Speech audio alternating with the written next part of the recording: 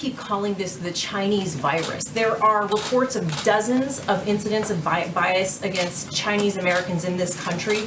Your own aide, Secretary Azar, says he does not use this term. He says ethnicity does not cause the virus. Why do you keep using this? A lot of people say it's racist. It's not racist at all. No, not at all. It comes from China.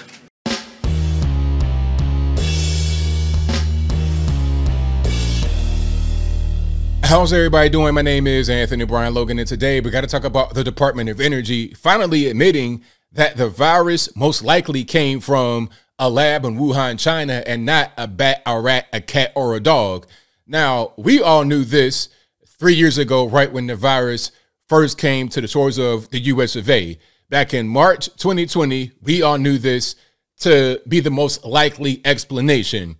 Because what did they say from the beginning? Oh, well, somebody was eating the bat at a wet market in Wuhan and some foodborne illness, food poisoning, E. coli, that somehow became a genetically modified version of the common cold, which infected the entire world and killed millions. Really?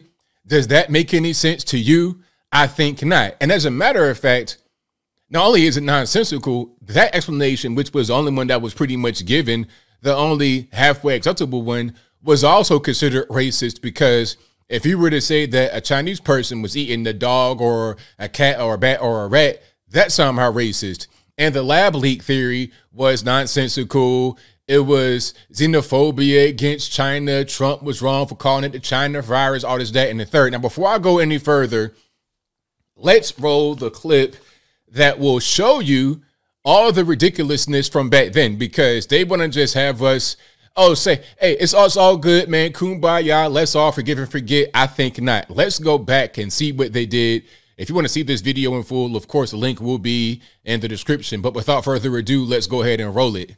Natural immunity provided just as much protection as being double vaccinated. So not a good look for scientists and the talking heads who were all too quick to dismiss it. I'm really sorry that the lab leak has become such a distraction for so many people, because frankly, we still don't know. There is no evidence really to say. It's very, very strongly leaning towards this could not have been artificially or deliberately manipulated. Just weeks ago, Dr. Anthony Fauci rejected the conspiracy that coronavirus was man-made in a lab in Wuhan, China. And yet this week, Donald Trump is still pushing the debunked bunkum. A lot of people on the right love that phrase, escape from the lab, because it sounds like something from a Marvel movie or I mean, oh man, like when I saw this news come across my desk, I was like, man, y'all, you can't be serious. Now, 3 years later, you want to say, oops, sorry, you guys are right. You guys are not tinfoil hat wearers, conspiracy theorists, right-wing nut jobs. You guys are not wrong. We were wrong. But they don't want to say we were wrong. It's kind of a halfway, it's not even an apology. It's just putting it out there now. Kind of a retraction many years later. Let's continue. Comic book. Both scientists and the U.S. intelligence community agree that this coronavirus was not man-made. That is not a possibility. And yet the White House is still downplaying the new report, arguing the findings are not definitive.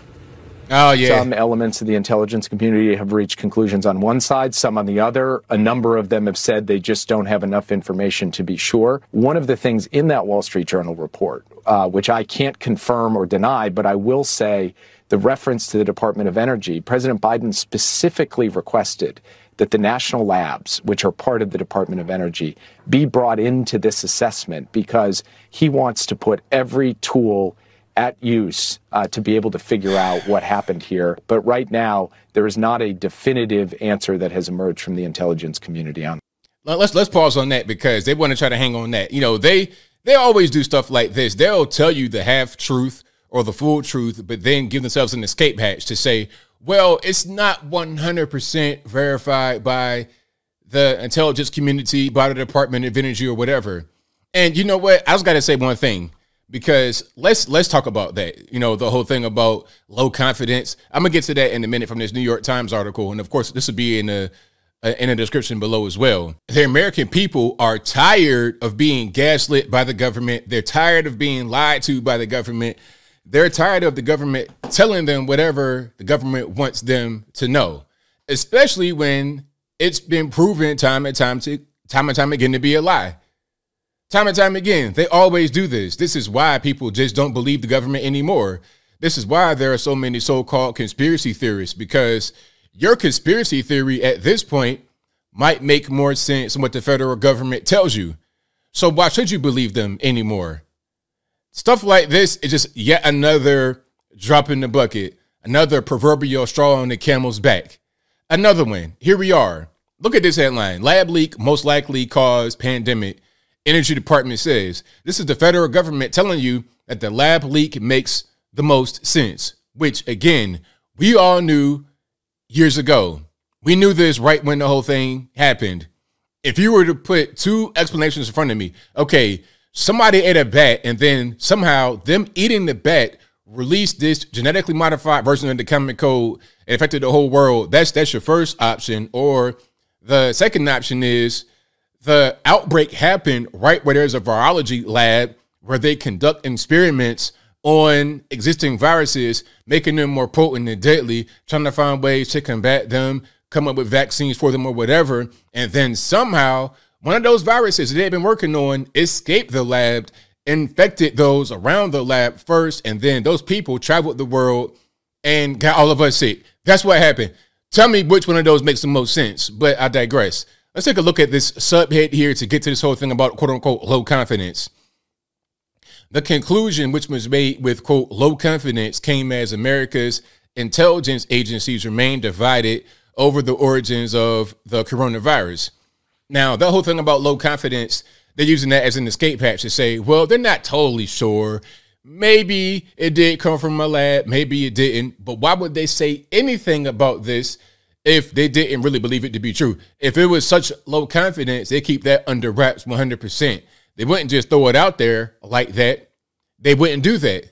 They know that this came from a lab. They know that.